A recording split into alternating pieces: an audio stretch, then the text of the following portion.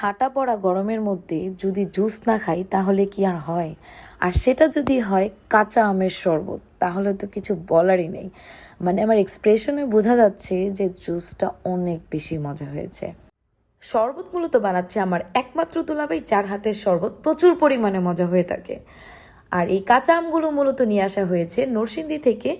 আর আমটা হচ্ছে মূলত গরমের মধ্যে পেকে যাচ্ছিল, যার কারণে একদিনের পরেই হচ্ছে মর্নিংয়ে ঘুম থেকে উঠেই আমি নিজ হাতে আম কেটে দিয়েছি।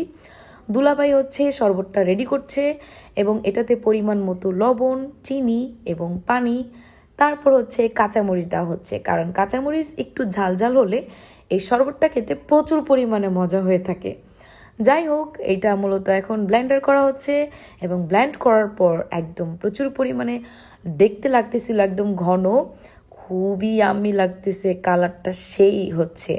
এবং প্রচুর পরিমাণে আম আমি কেটেছি, কারণ হচ্ছে বড় আপু আবার আচার বানাবে। সো এটার জন্য আমি অনেক পরিমাণে আম কেটেছি, আমি একদম বেশি টায়ার্ড হয়ে গেছি। সো অবশেষে আমাদের শরবত বানানো হয়ে গিয়েছে, আপু আর আমি খাচ্ছি। সো বাই বাই, টাটা, আল্লাহ হাফেজ।